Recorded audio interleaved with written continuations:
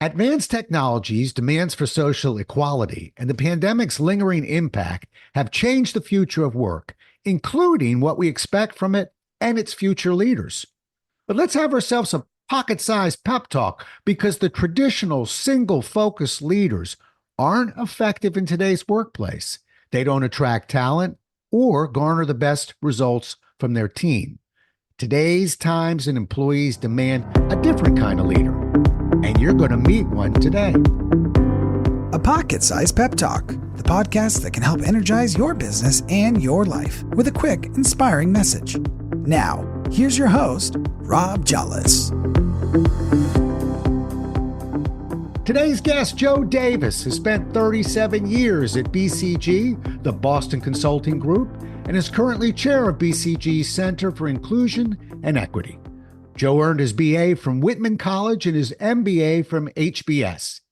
He's also the author of The Generous Leader, 7 Ways to Give of Yourself for Everyone's Gain. Married 43 years, father of 4 children, 8 grandchildren, and a heck of a gardener. Happy to have you with us and welcome to the show, Joe. Thank you, Rob. Oh, that was fun. And you're the one person that liked to mention my 8 grandchildren, which I always like to mention. So I appreciate that. You bet. You bet. Great to Well, be here. Joe and I got to know each other at a retreat. We're fellow authors at BK, and so I got to know his gardening and his grandchildren. So that's the inside scoop. Now, as an audience, you're caught up to date, and it's great to have you here. You mentioned that there's some tough times, and most of us are led to believe that tough times require tough leaders, but not necessarily you or Fiona Hill, who wrote your foreword. Walk me through that a little bit. Yes. Okay. And, it's just, I think the definition of a tough leader is where you could debate this topic. I mean, I think the days, not to pick on him, of Jack Welch, fire the bottom percentages people every year, dump the business if they're not in the top 3, tough guy. That kind of leader is just not the leader that's, I don't believe, going to drive and motivate and inspire people. And you said it in the summary, in the opening very quickly, but now I'll just, from technology through COVID, our work and life went like this. I think if we both got rid of these backgrounds, we'd be in each other's houses. Right? So you now have work, your personal, and people expect and want and need to bring their human self to work because now work is at home or vice versa. And they need a leader to show some humanity back to them and that kind of respect. So, I would argue actually, you still got to be tough, but maybe tough is a little different because now a leader has to be tough enough to be human with their people, tough enough to maybe be a little authentic and a little bit vulnerable. You don't have to cry to everybody, but show a little bit of your human self. One could argue that takes a lot of toughness and a lot of courage. But the tough of, let's just crash and burn, beat up people, push, that won't work anymore. And I just don't think that'll work anymore. Yeah, it's really interesting you say that. I'm having a flashback. My dad was a Marine. I remember him sitting down on my bed one time while we were having a discussion, a one-way discussion, and he said, I can be your father or I can be your friend, but I can't be both. And I sort of see that a little bit sometimes leaders. So I love what you're saying, but my question to you is, can you be both? Can you be tough? And can you be generous? Or do you, I also coached. My teams got to know my personality, and it was tough to sort of move between the two without confusing them. Well, I think, again, Rob, this word tough means a lot of funny things. I don't agree with your dad. Of course, you can be your friend and be tough. You ask all 4 of my children, and they would say one can do that. I'm not talking about me, but so I'd like to have a chat with your dad. But anyway, let's put that aside, But the thing is, I'll tell you, Joaquin Duato, the CEO of Johnson & Johnson, I talked to him when I was writing this book. And he said, he had an interesting quote. He said, Joe, of course, trying and giving your best shot, that's all nice. But everyone knows that's not enough. A leader has to drive to outcomes. So that's the first point. But then he said something very interesting. He said, but a real leader knows the sooner they get past themselves and understand it's their job to connect with their people. And he said, and unlock the human traits and capability of the people, the sooner they will get to the best outcomes. So, you still got to drive to outcomes. You still got to be a business person and have, the technical skills, the management skills. You can be tough. I mean, I'll jump into one of the chapters. I talk about feedback, and I'm a big believer in direct, immediate, and clear feedback because there's nothing worse than mush. Hey, Rob, I really like your background. Yeah, the background's kind of funny. I can't. You're like, what the fuck's wrong with my? Sorry, I shouldn't swear. What the heck's wrong with my background? Whereas, if one has earned some respect with your people, develops a relationship between the two of you, spends the time to understand what they're good at, what they need to work on. If you've built that caring relationship, you can now be quite tough and tell them exactly what they need to do. I once had a person work for me, and he used to say, all the time, and like. And he said it once at a presentation to a C-suite team, the executive team, including the CEO. And everyone left, and I was in front of the team. We were debriefing. And I said, Alex, how old are you? So I'm 30. I said, then cut the like. 30-year olds do not say like in front of CEOs. And it was even was more direct. He said, I never said like again in my life because you don't want to be saying things like that. Now I'd earned the trust with him to be really direct. And it was for his own good. Saying like every other word to a CEO in the business environment isn't going to be so great. Yeah. And well said. Listening to you and reflecting, and reflecting on, okay, that was my dad's way. I really admired my dad, but we get most of it right, not all of it right, and it's our job, that next generation, to take what we felt was right. We don't have to repeat some of those patterns. As a coach, for instance, and I'm talking about, I coached over 50 basketball teams. I don't talk about that very often, but Wow. I did not. I wasn't a coach that said this is the way we play Rob Jollis ball, and you will play that way. I had to read my talent, and when I Yeah. had big, strong players, we were physical, and when I had little point guards like me, we ran. And when I had, from a personality standpoint, Joe, some Yeah. people were motivated by, and I don't mean this literally, but a kick in the tail, and others, you could destroy them that way. So I had to get out of that habit of thinking, I can be this way or I can be that way. I have to read the situation in the individual, and that's how I Yeah. made my decisions. You're just reciting exactly what I call today's what should be today's leader, the generous leader who, quite frankly, my definition of it is someone who gives of themselves freely without expectation of direct personal benefit so others can develop, grow, and thrive at their full potential. So, you were thinking about what's this person get at? What's this person get at? You were spending your time to sort that out and then helping them deliver. Well, I tell you, I'm going to say a little funny thing at that retreat you mentioned. You hosted, as you know, uh, a what do you? I mean, just blank. The contest, Talent show. yeah, the talent show. I just had a brain freeze. I am And a I did talent show, all folks. I'm the talent show host. Let me just catch everyone up. Yeah, go ahead. No inside stories. Barrett Kohler has an author's retreat once a year. I run the talent show, and I take on the persona of Johnny Fabulous. And now you may continue your story about Well, the just talent no, show. on the things. I think you are a high energy, incredibly nice guy. One from the time I met you, but you were not being. You were going to make sure I thought real hard if I backed out. Let me put it that way, because I didn't want to do it. Joe, come on, you pushed and pushed him. It was nice, but it was kind of like, geez, get my act together and do it. So that was a tough guy who had showed great respect, and I had a blast once you convinced me otherwise. You Well, know.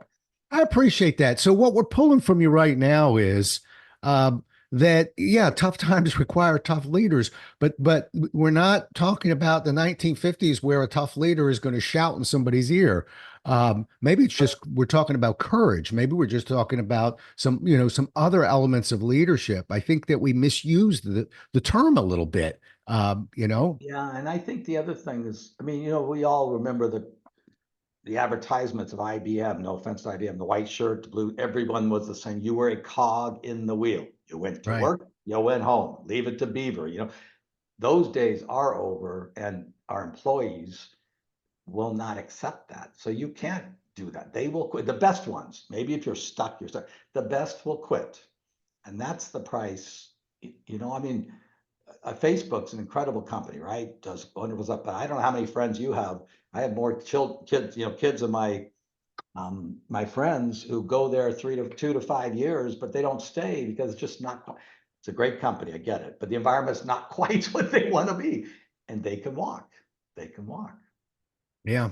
Actually, every leadership author, management consultant pretty much says the same thing. Their toughest job is not only finding the right employees, but holding the right employees and inspiring, doing the kind of things that are consistent with company culture, but doing the kind of things that will keep people and make them stay. And Yeah. that's the tough part. Yeah. Yep. Yep. All right. So tell me this. This is your first book, right, Joe?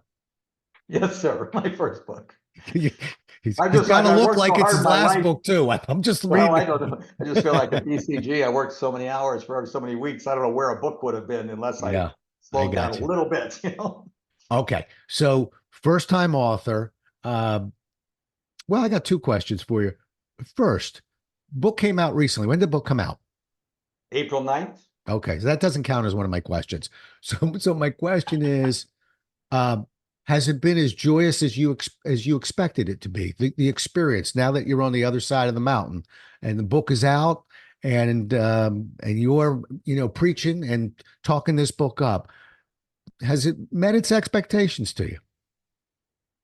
Well, yes. Let me say yes. And then, it's interesting because writing the book, now you asked, was much more lonely than I ever fathomed. And I'm not a introverted person. So that was hard. But then you're right. Once it's out, what's most exciting, I mean, books only sell as they sell, and it's selling okay, but it's not, James Patterson or something. But when people do read it or even at least skim it or engage it all, they find it, they find it valuable. And that's really kind of encouraging. And oh, Joe, I will try this one idea you talked about. And if they try one, I'm good at, the 7 traits.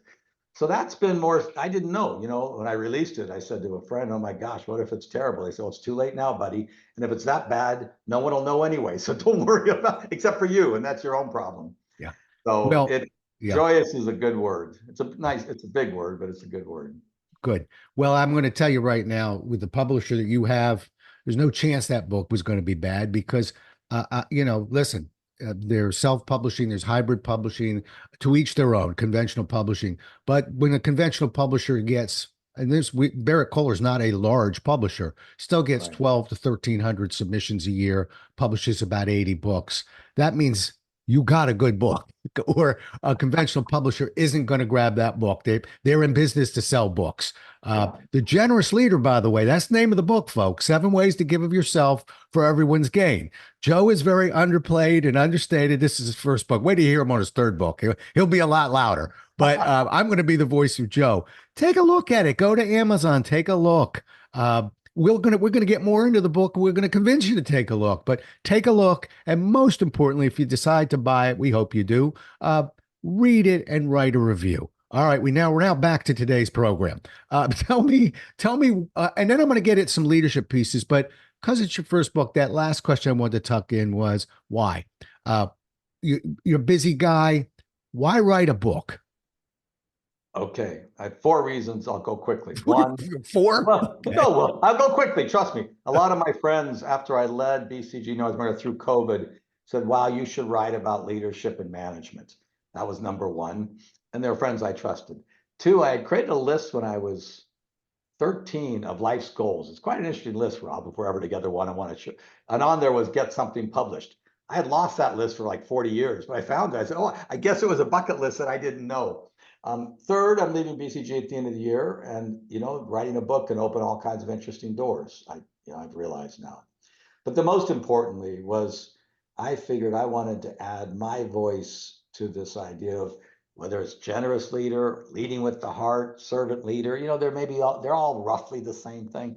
And you think about, okay, your book sells 5,000, someone else 5,000, and maybe Brené Brown's 1,000,000. But if I'm going to touch a different 5,000 people from somebody else, and that's worth it. And that's worth it.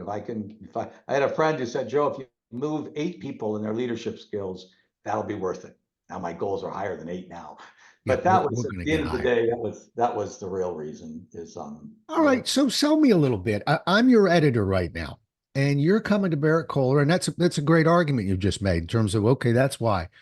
But I'm a Barrett Kohler, and I'm saying, leadership book.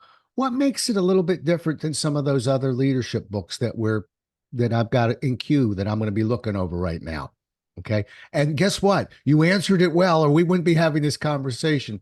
Yeah, I'm yeah, yeah. not sure if they put it that way, but at some point you had to explain that. Tell Yeah. me what makes it a little bit different or unique. I think, well, a lot of books out there, so who knows what unique means. But I think a couple of things are a little bit, one, it is chock full of stories, either and personal stories about why did one make that decision. You know, when I started writing this, I was talking to a coach and she said, why'd you decide that?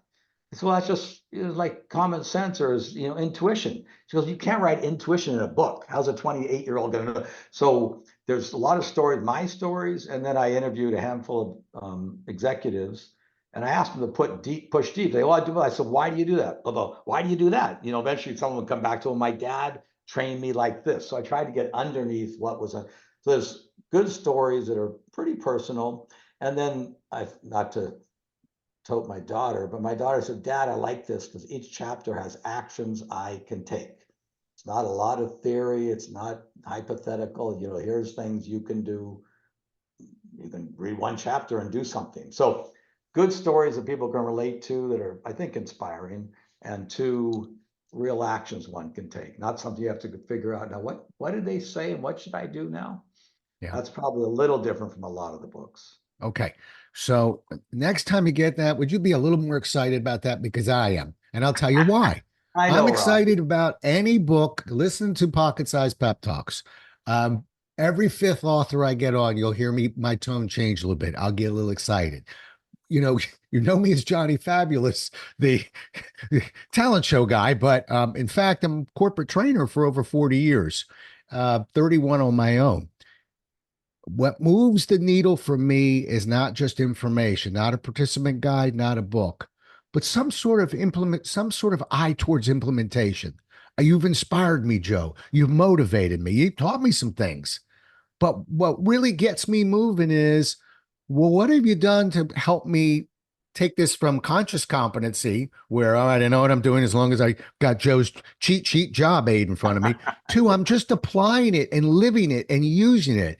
And you just answered the question. You wrote the book with certain, activities, etc. Funny how your daughter pulled that out. Yeah, That's yeah, yeah. exactly what I would have pulled out, which is to me one of the most important things. You can inform, that's good.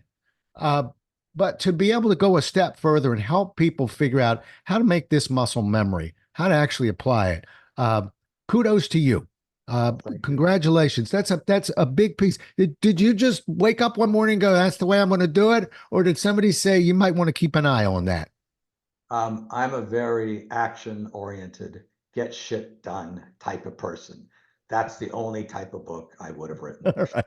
I couldn't write a theoretical book, but it's just the way I am. Okay, well, now what do you do? What are we going to do? What are we going to do? This is a We're great learning a topic. couple things about you. One, you don't do things by accident. And two, you're a little saltier than I remember you. Let's keep going. All right. As long as it's okay on your show, you tell Don't me. worry. We're PG-13. We're in good shape.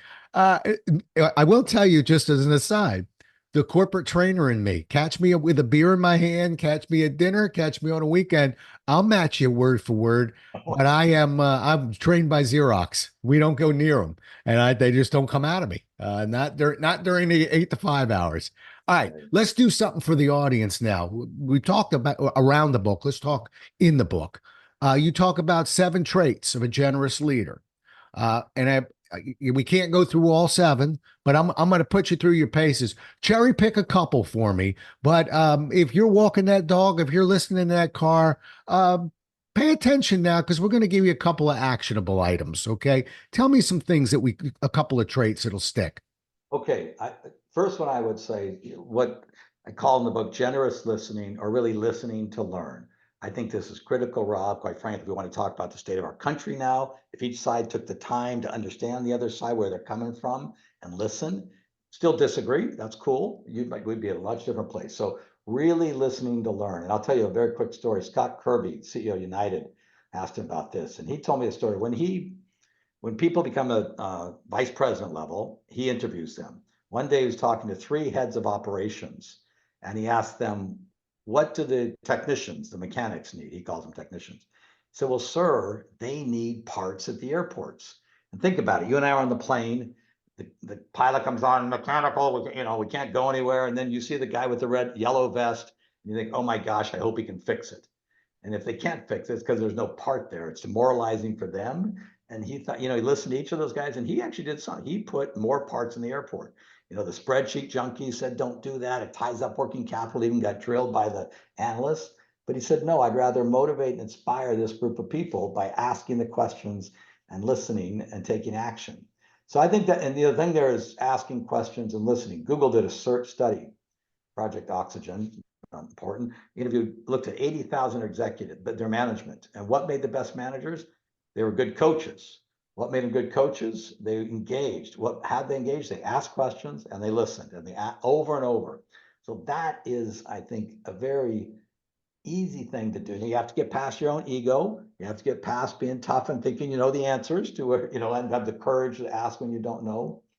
I think that is a very important trait, that if you just you ask and listen, you make a difference. I'm going to let you go for trait number 2 in just a second. If you don't mind, I want to stay on that one because that is, I've spent 30 years trying to teach that lesson.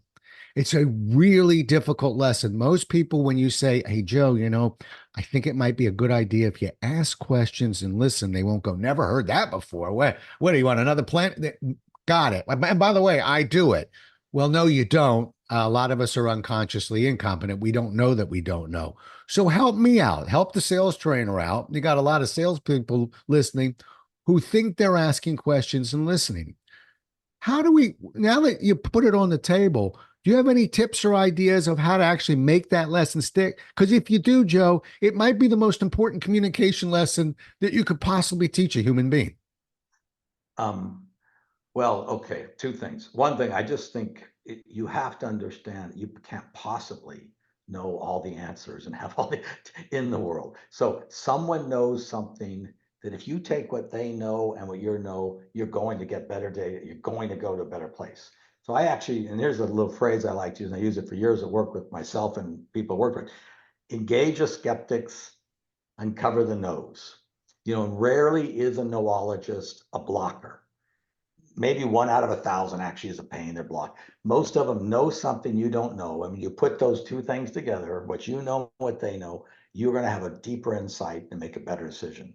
So if nothing else, now I still can't, I don't know how to make you engage the skeptics. I mean, eventually, eventually I think it bites you. You cannot climb all the way to the top. You can't keep climbing because you just won't get the best answers. Now that you're gonna have to learn yourself. But simpler for me, engage the skeptics, uncover the no's. Ain't that hard? You can then decide what you want to do with the no's. If you think they're all wrong, I can't help you out, But if you think, that person knows something that I didn't quite get, pretty powerful. Okay. All right. I'm a fan of the old saying, what we hear, we forget, what we see, we remember, what we do, we learn. I'll tell you from a training standpoint, I'm batting it back to you just from my angle, which is, I won't actually go through the process, but I actually have an exercise where people role play and do certain things and tape those role plays and tick those role plays. And they're coming in from a different angle. I'm not asking them. I'm checking on how many questions you're asking or how well you listen. I got them looking at something else and then pull that. But because they do it, because they're faced with their own numbers, and it's a little bit more eye-opening. And sometimes, at least I've met people 10, 15 years later who remember the exercise. Right. And so they remember the lesson. But it's that big. I sometimes I have to, with clients, as I'm going over agendas, explain. They'll go, how long are you going to be on that? I go, that's about 45 minutes to teach people, ask questions and listen. Oh, if I pull this off, that'll be the best training class they ever went to. And we haven't opened up the front page yet. Yeah. It's that important. So make something visceral is your point. Yeah. All right. I'm pushing you back in now. You got one back into cherry pick mode. Give me another trait of a generous leader. Another one I think I like, because it's actually quite doable, but still you have to do it, is, what I call small act, big impact.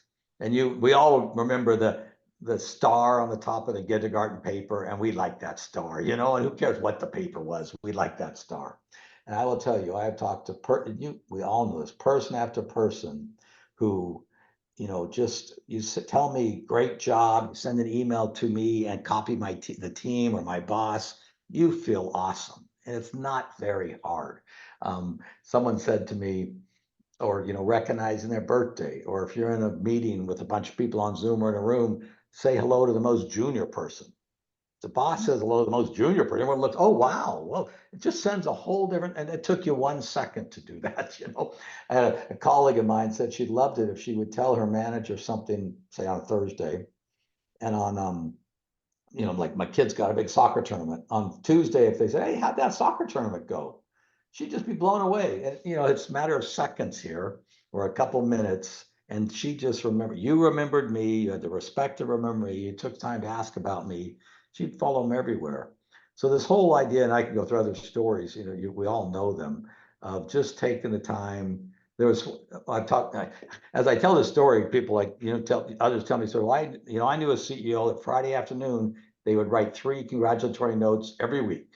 It just was, and somebody say, how do you do it? Well, you make a habit out of it, and he just made a habit. I think it's he made a habit out of it. It probably took 15 minutes out of his day, and it becomes routine.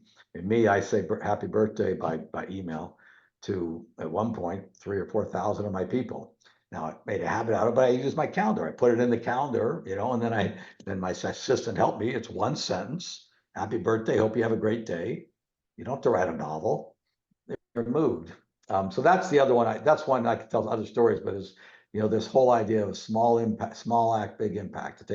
You're taking the time to show the respect to them. You care about them. You build deeper relationships.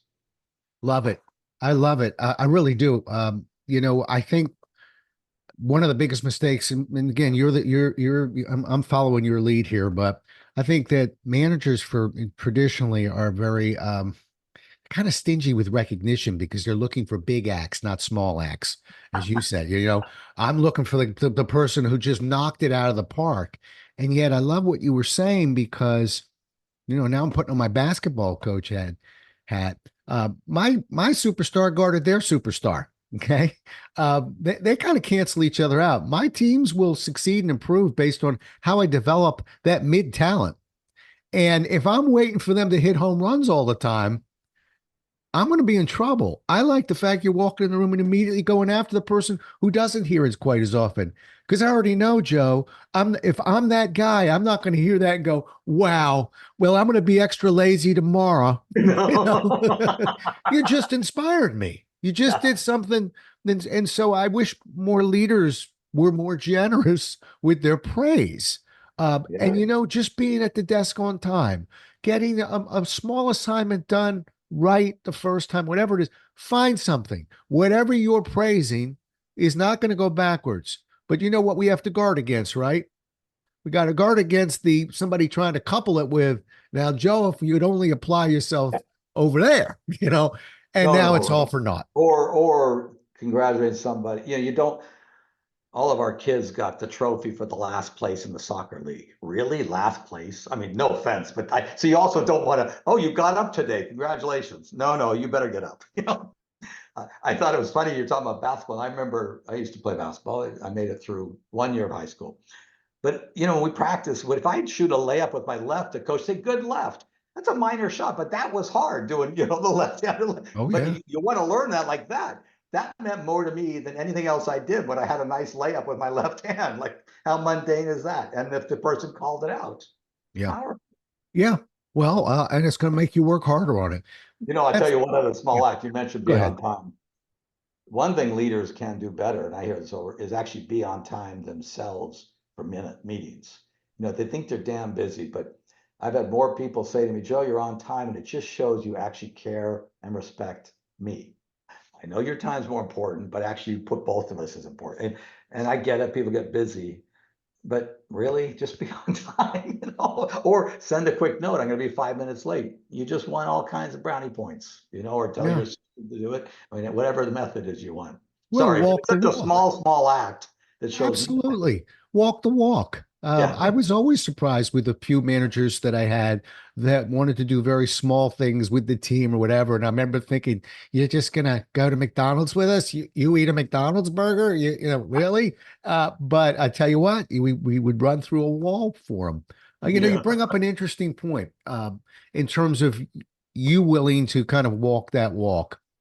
Uh, Talk to me about a time when you were faced with a vulnerable situation that it forced you to grow. You know, and again, it's that you want people to be on time, be on time. You want people to grow, be vulnerable. I mean, talk about some of your areas of growth. So, how about an example or two where you were allowed to grow? And I don't mean, 30 years ago. Yeah, yeah. Well, some of my greatest examples are 30 years ago because they taught me lessons indirectly. But I will tell you one. I mean, sorry, I'm going to cheat. It is 30 years ago, but it was, um, well, okay. Two quick ones. One, when I first started, got promoted at Procter and Gamble pretty quickly. 3 or 4 years in, managing three sales reps who were career guys, and it's a different world. I would ride with them. I thought that, they were maybe 40. I thought they were like older than blazes, and I was 26. I'd ride with them every week and never give any feedback because I was afraid. I was afraid. And then I wrote the year review for this guy. I wrote everything out he should do and started reading it to him. And he said to me, he stopped. He said, "What the hell? You ride with me every single, it was every other week, and you've never told me a single thing. What the blank?" And it was embarrassing, of course. I mean, and all it was I was afraid to actually take the chance to tell him something along the way, to even be a little bit vulnerable, to be wrong. And this 40-year-old guy who's been in the job for 15 years. My boss, when I walked out, this is a little bit to do with feedback too, said, "Never again do you write a review where they don't understand everything." So, that's an example. Then from there learned, okay, put yourself out there. You may be wrong with the feedback, but you're trying and you're showing you care. Another interesting one wasn't I mean, I'm a quite vulnerable guy. I won't go into why from my childhood, but I'm quick to cry in front of people. And, first was embarrassed and actually learned, it just shows a little bit, who you are, and people, resonate with it.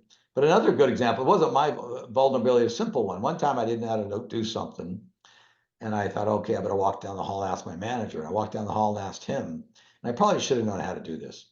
But it's interesting, he didn't know how to do it either. And instead of telling us, a senior partner, instead of telling me like, "Hey, go away for a while, I'm busy, come and ask me again," he said, "Oh, I don't get it either. Let's walk down and ask this guy." I mean, how powerful a lesson for me. I mean, I had to suck it up myself and, I may lose. But he sucked it up too and sent a signal to me. Yeah, say you don't know. It doesn't matter. And because we don't want to get outcomes, we want to save time, blah, blah, blah. So I don't know if those are, they're Those are just great. Yeah, good. they're great. Uh, a lesson similar to that my dad taught us when he was my Boy Scout leader. And we had a troop that went from 7 kids to 120 in less than 2 years. So this was a big troop. And one of Your the dad was things, probably a good guy after all, even though. if I misled you, he was a great guy. Okay. Right down to a part that you're saying, which is you knew where you stood with him. The only managers that I really drove me up a wall in my corporate career weren't the ones who were on my tail or the ones that made it easy for me. They're the ones I couldn't read. I never knew where I stood. And that's the one that kept me awake at night sometimes and made me frightened to go in for a review because I didn't know what it was going to look like. We should, as employees, if we're being honest with ourselves, we should have a good idea of what that review is going to look like. Uh, Yeah. but we don't. Anyway, my dad's one of his famous phrases was, "Don't tell people to go on and do it. Tell them, come on, let's do it." And That's, that was, I've written that down. That's on a that wall is here. very cool. You But know, and he walked that walk as well. But he was a Marine, so he walked it, with very strongly, but he walked it. All right. The Generous Leader: 7 Ways to Give of Yourself for Everyone's Gain. That's the name of the book. Last question, and we'll begin to wrap up. What do you hope readers will take from the book when they read it? Well, I do actually hope that they take away one, that they can action, to your point earlier, a few of these Hmm? ideas. And by actioning them, you are going to inspire, motivate, create deeper relationships with your people. And in turn, they actually perform at a better level than you imagined. Because that's how you really get great outcomes. You cannot do it by yourself. unless you're doing their job, and that only lasts so long, you know. Okay. He's Joe Davis. He's not asking that much of you. He wants one outcome. That's an easy one, particularly seeing as his chapters have actionable items, ways to help you implement. So let's get selfish and get 2 or 3 of them in there. Anyway, this is a new author with a new book and a new friend of mine. And I am really just grateful to have been able to finally get you on the show. We had a couple swings and misses, not Joe's fault, mine, and but for a good reason. And but anyway, we finally got down to sit on and talk about this. I want to welcome you to the club. It only gets better, and but I want you. I'm looking at you, Joe. I want you to roll up your sleeves and fight for that book. It's your book.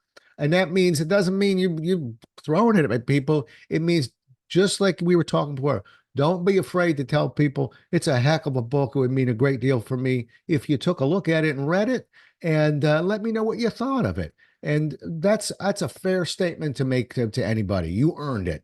And welcome to the club. Thank you, Rob. Thanks a lot. Good. Well, it's a pleasure having you on, Joe. And really, thanks for having a conversation with us. Likewise. Great to be here. Well, we'll do it again as well as we can next time, everybody. Until then, stay safe. Thanks so much for listening. If you enjoyed today's show, please rate and recommend it on iTunes, Outcast, or wherever you get your podcasts. You can also get more information on this show and Rob at jollis.com.